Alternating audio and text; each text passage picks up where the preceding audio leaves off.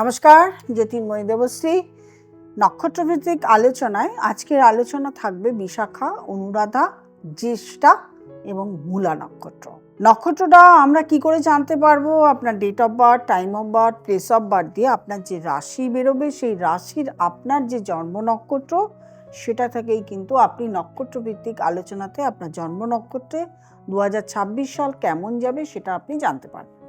যারা জানেন না তাদেরকে অবশ্যই একজন জ্যোতিষ দেখিয়ে পরামর্শ নিয়ে আপনার রাশি জানতে হবে এবং তার সঙ্গে নক্ষত্র জানতে হবে। এই নক্ষত্রভিত্তিক আলোচনা নক্ষত্র যে রাশি মানে ফলাফল, বার্ষিক ফলাফল, সেটা জানতে গেলে নক্ষত্রের যে অধিপতি গ্রহ সেটা কোথায় অবস্থান করছে এবং অন্যান্য ট্রানজিটে কোন কোন গ্রহ অবস্থান করছে সেটাও জানাও কিন্তু জরুরি।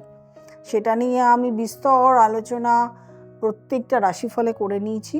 যাই হোক, এই যে বিশাখা নক্ষত্র আলোচনা করছি, এটা তুলা রাশির নক্ষত্র। তুলা রাশিতে বিশাখা নক্ষত্র অবস্থিত এবং বৃহস্পতির নক্ষত্র। এই বৃহস্পতির বিশাখা নক্ষত্রে বৃহস্পতির প্রভাবও থাকে এবং শনির প্রভাবও থাকে। দুটো প্রভাব একসঙ্গে এই বিশাখা নক্ষত্রে আমরা দেখতে পাই। 2025 সাল বিশাখা নক্ষত্রের জাতক জাতিকাদের খুব একটা ভালো কিন্তু যায়নি। শারীরিক, মানসিক, আর্থিক সব দিক থেকেই আপনারা কিছু না কিছু প্রবলেম, বাধা এগুলো পেয়ে এসছেন। আগামী 2026 সাল চলছে, এই 2026 সালে আমরা কি কি দেখতে পাবো? প্রথমেই বলবো বিশাখা নক্ষত্র জাতক জাতিকাদের অর্থনৈতিক দিক প্রচণ্ড ভালো যাবে। তারা যদি চান যে আপনি কোনো একটা কাজ শুরু করতে চাইছেন, নতুন পরিকল্পনা করে, ব্যবসা হোক, যে কোনো কর্ম হোক, আপনার কিন্তু সেটা সাকসেসফুলি হবে। আপনার কর্মক্ষেত্র বাড়ির থেকে দূরে যদি কোথাও হয়, কর্মের জায়গা যদি চুজ হয়, অবশ্যই সেখানে আপনি চুজ করবেন। আপনার অর্থনৈতিক পরিস্থিতি এই ফেব্রুয়ারি মাসে খুব ভালো যাবে এবং সন্তানকে নিয়ে সন্তানকে একটু টেনশন থাকবে, সন্তানের স্বাস্থ্য নিয়ে টেনশন থাকবে। আপনার মানসিক স্বাস্থ্য ভালো যাবে এবং শারীরিকও ভালো যাবে। এরপরে আসবো অনুরাধা নক্ষত্র। অনুরাধা নক্ষত্র বৃশ্চিক রাশিতে অবস্থিত। বৃশ্চিক রাশির এবং অনুরাধা নক্ষত্রের গ্রহ হলো, অধিপতি গ্রহ হলো শনি।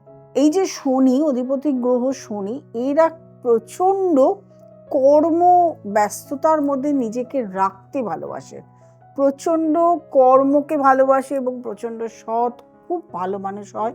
কিন্তু এদের সারাটা জীবনই একটা কষ্টের মধ্যে দিন যায়।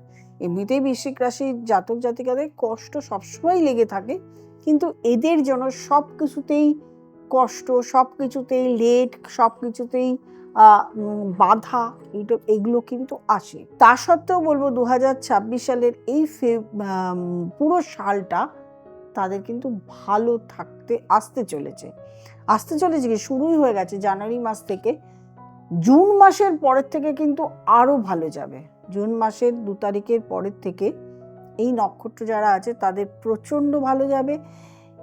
একটা জিনিস খেয়াল রাখতে হবে, সেটা হচ্ছে আপনাদের শরীরের দিকে নজর দিতে হবে প্রচণ্ড পরিমাণে, খরচার দিকে নজর দিতে হবে। অর্থনৈতিক রোজগার তো ভালো হবে, কিন্তু প্রচুর পরিমাণে খরচা হবে। এবং এই যে ভালো মানসিকতা, আপনার মন মানসিকতা অসম্ভব ভালো। এই যে ভালো মানসিকতা, এইটার থেকে কিন্তু অবশ্যই ভালো মন মানসিকতা থাকতে হবে, কিন্তু আপনার কাছ থেকে কেউ সুযোগ নিয়ে চলে যাক, আপনার তাতে ক্ষতি হোক, এইটার দিকে আপনাকে প্রচণ্ড পরিমাণে নজর দিতে হবে। নজর না দিলে কিন্তু আপনি একটা প্রবলেমের সম্মুখীন হলেও হতে পারেন। তারপরে আসবো আমরা জ্যেষ্ঠা নক্ষত্র। জ্যেষ্ঠা নক্ষত্র বুধের নক্ষত্র। বুধ এর গ্রহাধিপতি এবং মঙ্গল এবং বুধের দুটোরই সংমিশ্রণ, মানে দুটোরই এখানে কার্যকারিতা থাকে, দুটোরই প্রভাব আমরা দেখতে পাই। বুধের এই জ্যেষ্ঠা নক্ষত্রের জাতক জাতিকারা প্রচণ্ড কনফিডেন্ট হয়, প্রচণ্ড ইন্টেলিজেন্ট হয়, প্রত্যেকটা জিনিস আগে বুঝে নেবার একটা ক্ষমতা থাকে। এটাও আমি আগেও বলেছি, প্রচণ্ড বুঝে নেবার একটা ক্ষমতা থাকে। সেই থেকে যে এদের কিন্তু বিপদ বা কোনো কিছু আসলে এরা আগের থেকে সচেতন হয়ে যায় সেরকমভাবে। সেই জন্য কিন্তু 2026 সালে এরা কোনো বিপদের সম্মুখীন হবেন না। তার সাথে এদের অর্থনৈতিক যে প্রবলেম 2025-এ ছিল সেটা তো থাকবেই না। খুব ভালো গ্রোথ হবে, ব্যবসায় ভালো গ্রোথ হবে, চাকরির ক্ষেত্রেও ভালো গ্রোথ হবে। যারা এডুকেশন করছেন, তারা হায়ার এডুকেশন করছেন, তারা বাইরে কর্মপ্রাপ্তি পেতে পারেন, তবে বাইরে, জন্মস্থান থেকে অবশ্যই বাইরে আপনাকে যেতে হবে। এছাড়াও আপনার সন্তান সন্ততি তাদেরকে নিয়ে গর্ববোধ করতে হবে। মানে এই বছরটা সন্তান সন্ততি খুব ভালো পারফরমেন্স, তার এডুকেশনও দেখাবে এবং তাদের মোটামুটিভাবে শরীর স্বাস্থ্য সমস্ত কিছুই ভালো যাবে। তারপরে আসবো আমরা মূলা নক্ষত্র। মূলা নক্ষত্র কেতুর নক্ষত্র। এই মূলা নক্ষত্র আমরা বৃশ্চিক রাশিতেও দেখতে পাই, ধনু রাশিতেও দেখতে পাই। দুটো রাশির কিন্তু আলাদা আমাদের দেখতে হবে আলাদাভাবেই, কারণ একটা মঙ্গলের কার্যকারিতা থাকে, আরেকটার মধ্যে বৃহস্পতির প্রভাব থাকে। মঙ্গল এবং কেতুর কার্যকারিতা, আর একটা বৃহস্পতি কেতুর কার্যকারিতা থাকে। তো মূলা নক্ষত্রের জাতক জাতিকাদের 2026 সাল, আগে বলিনি 2025 সাল, যেহেতু মঙ্গলের বছর গেছে, সুতরাং মূলা নক্ষত্রের জাতক জাতিকাদের অনেকের ক্ষেত্রে কিন্তু সিদ্ধান্ত ভুল নিয়েছেন। ডিসিশন ভুলের জন্য সারাটা বছর আপনারা কিন্তু প্রবলেম ফেস করেছেন সর্বক্ষেত্রেই। যেভাবে যারা বৈবাহিকভাবে ডিসিশন নিয়েছেন বিয়ে করবেন বা ভুল জায়গায় বিয়ে করেছেন, তাদের কিন্তু ভুগছেন। যারা অর্থনৈতিক দিক থেকে কোথাও একটা ভুল ইনভেস্টমেন্ট করেছেন, তারাও কিন্তু ভুগছেন। এবার বলবো 2026 সালটা একটু সাবধানে চলুন। বলবো বিবাহিত লাইফটির জায়গাটায় একেবারে খুব একটা ভালো যাবে তা নয়।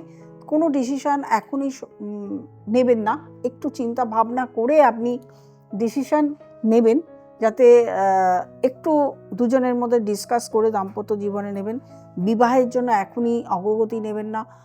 মনে হয়, যেটা আমার মনে হয়, আপনি কোনো ভুল রিলেশনে চলে যেতে পারেন। সেই ভুল রিলেশনের জায়গাতেও যাবার আগে মানে কয়েকবার চিন্তা ভাবনা করবেন। দরকার হলে আপনি ভালো অ্যাস্ট্রোলজার দেখিয়ে নেবেন।